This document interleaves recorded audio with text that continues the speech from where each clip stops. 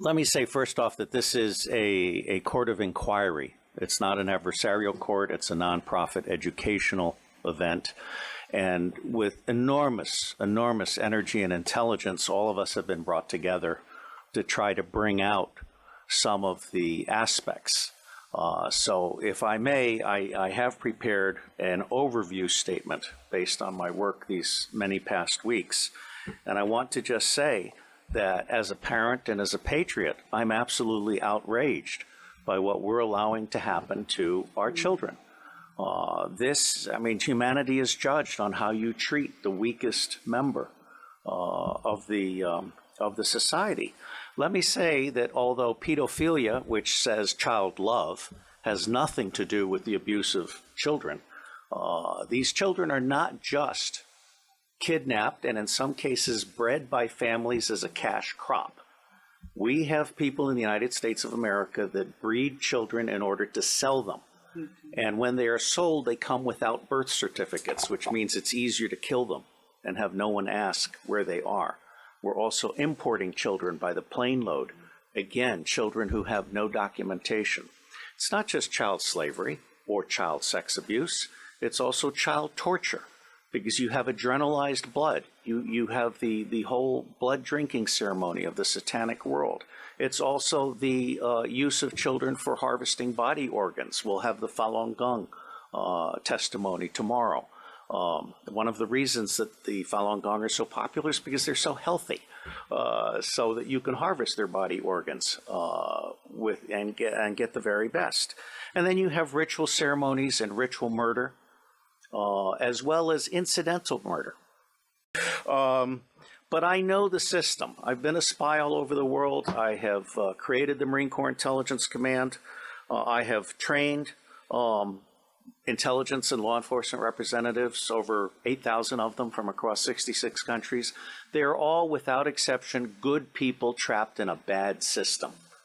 And one of the most wonderful things that this court could achieve, now that we've had Pizzagate, for example, which opened people's mind, is we could achieve an opening of the public mind and an absolute imperative from the public to governments, including the U.S. government, which I think is the center of gravity in so many ways.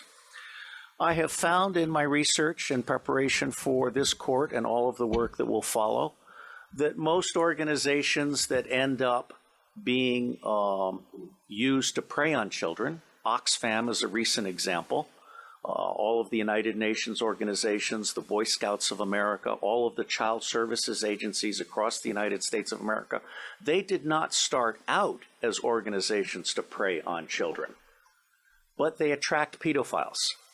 And ultimately, pedophiles end up rising in the ranks and controlling those organizations, so that an organization that initially started out in the service of children becomes an organization that is in fact hunting children. And one of our distinguished commissioners has written an absolutely wonderful book called Child Hunters, which I recommend to all of you as a brief on this. Now, it's not my working assumption, but the working assumption yet to be proven that the totality of the children disappearing worldwide is toward 8 million people, toward 8 million children.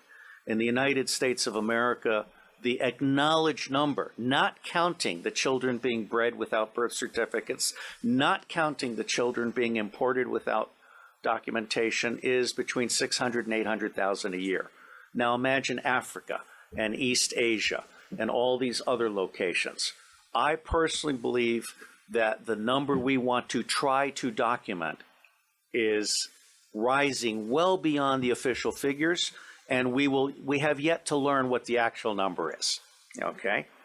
The other working assumption is how long do these children survive within this system? What I am hearing from the witnesses that I've talked to is 2 years.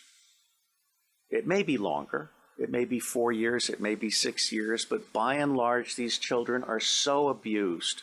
I mean, we're talking rapes by the hour, and so forth, that they reach their expiration date within 2 years. And then they're murdered with impunity, or they're ritually murdered if that's what they've been bred for. So I think we need to document this. No one else has done this before in a systematic manner. This commission is rendering a signal service by seeking to do an overall view in the public interest. This will be a massive, massive undertaking.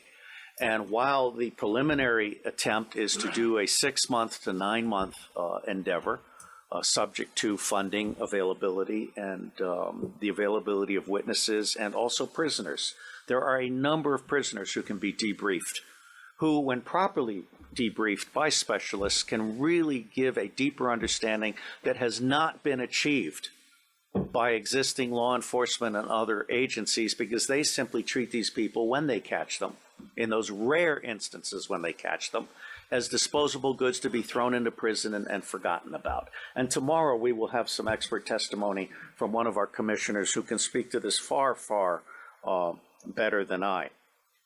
William Binney is my counterpart. He is for NSA what I am to CIA, which is to say, he is saying, as I am saying, that we can delete 70% of our respective organizations and put the other 30% to work. But Binney is also the author of Thin Thread, which is a way of doing deep discovery in unstructured databases and the internet. And so he is prepared to actually help us do pedophilia tracking worldwide. And one of the things that the other technical commission, Stephen Arnold, is very good at is de-anonymizing the internet. This includes every image having a fingerprint. So you can take an image of a child being abused, and you can track that image through the dark web. So there are resources that we can bring to bear in support of this commission's mission. My favorite technical commission is Arno Reuser from the Netherlands, who is a master librarian. He is so good that when the Dutch intelligence community realized it didn't know enough about the world, they recruited him to create the Open Source Intelligence Center for Dutch intelligence. And as with the endeavors that I helped create in the United States, and in fact for Scotland Yard, very quickly people found out that they could get 40 to 60% of what they knew very cheaply using open sources of information. That's not what government intelligence agencies do today. They want to spend as much money as possible in the riskiest way possible on the most expensive way possible. They're not actually there to do decision support or answer questions. So I believe that Arno Reuser is capable of creating the world's first digital library on pedophilia. And this would be a multilingual library to include local dialects. And it would be a library that would then end up being what we call a magnet for walk-ins. We want to have a very professional ingestion system so that people can volunteer to provide expert witness to the thing, or they can volunteer to offer up their papers. There are a number of pedophiles now who are actually ready to turn over their diaries. All right, so I think we're actually doing something really, really huge. My final comment. The center of gravity for taking down the deep state. Pedophilia is both the induction glue. Pedophilia is how the deep state recruits and controls people. It is also the Achilles heel of the deep state. I believe that once the public realizes that the government is not protecting their children at a scale of vulnerability that we can articulate, then everything else about the government is called into question. All right? So for me, this is a truly righteous endeavor. And I will end by saying that as much good as it might do to get the British angry, for me, the center of gravity for change is the American public. Because if you can get the American public angry, we will stop supporting dictators overseas. We will close all of our military bases overseas. I am on record as a former CIA operations officer saying that our 1,000 bases overseas are not there for national defense. They're there to serve as lily pads for the smuggling of guns, gold, cash, drugs, and small children. So let me say I am proud to be in your company, and I believe that no matter what we do or do not do, it is going to make a difference. God bless you all.